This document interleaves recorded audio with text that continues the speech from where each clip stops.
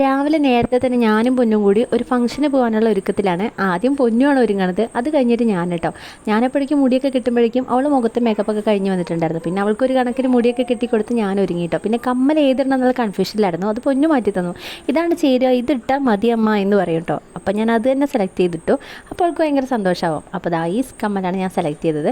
എന്തായാലും ചേരുവോ ചേരില്ലെന്ന് എനിക്കറിയില്ല, പക്ഷേ പൊന്നു പറഞ്ഞുകൊണ്ട് ഞാൻ ആ കമ്മൽ തന്നെ എടുത്തിട്ടുണ്ടായിരുന്നു. അങ്ങനെ ഞങ്ങളുടെ ഒരുക്കൊക്കെ കഴിഞ്ഞു കേട്ടോ. ഇനി പുറത്ത് പോയിട്ട് ഒരു ഫോട്ടോ ഒക്കെ എടുത്തു കഴിഞ്ഞാൽ ഞങ്ങളുടെ ഒരുക്കം പൂർത്തിയായേ. അപ്പോഴേക്കും ഏട്ടനും കണ്ണപ്പനൊക്കെ ഒരുങ്ങിയിട്ടുണ്ടായിരുന്നു. പൊന്നത് ഇങ്ങനെയാണ് കേട്ടോ ഒരുങ്ങിയത്. ഞാൻ എങ്ങനെയൊക്കെയോ തല കെട്ടി ഒപ്പിച്ച് കൊടുത്തിട്ടുണ്ടായിരുന്നു.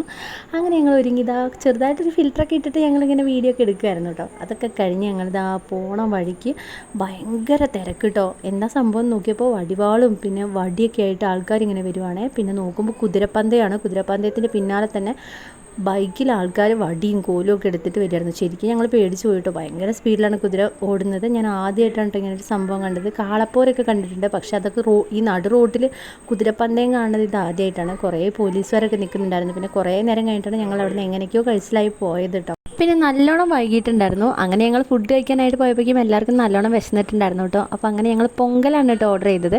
തമിഴ്നാട് വന്നു കഴിഞ്ഞാൽ പിന്നെ ഇങ്ങനത്തെ സാധനങ്ങളൊക്കെയാണ് എല്ലാവരും ടേസ്റ്റ് ചെയ്യാനായിട്ട് ആഗ്രഹിക്കുക. അങ്ങനെ ഞങ്ങൾ പൊങ്കലെന്ന് പറഞ്ഞപ്പോൾ മധുരമാണ് പ്രതീക്ഷിച്ചത്. സത്യം പറഞ്ഞാൽ മധുരമല്ലായിരുന്നു, മധുരമൊന്നും ഉണ്ടായിരുന്നില്ല. ഒരു പ്രത്യേക ടേസ്റ്റായിരുന്നു ജീരകത്തിൻ്റെയൊക്കെ. പിന്നെ അതിൻ്റെ കൂടെ കഴിക്കാനായിട്ട് ചട്നിയൊക്കെ ഉണ്ടായിരുന്നു. 2 തരം ചട്നി സാമ്പാറൊക്കെ ഉണ്ടായിരുന്നു. അപ്പോഴേക്കും ബാക്കിയുള്ളവർ ഓർഡർ ചെയ്ത പൂരി, മസാല റോസ്റ്റും മസാല ദോശയും ഒക്കെ വന്നു കേട്ടോ. അപ്പോൾ അതൊക്കെ കൂടി കഴിച്ച് ഞങ്ങൾ വയറൊക്കെ നിറച്ച ശേഷം ഞങ്ങൾ എങ്ങനെയൊക്കെയോ ഫംഗ്ഷന് വേണ്ടി പോകാൻ റെഡി ആയിട്ടോ.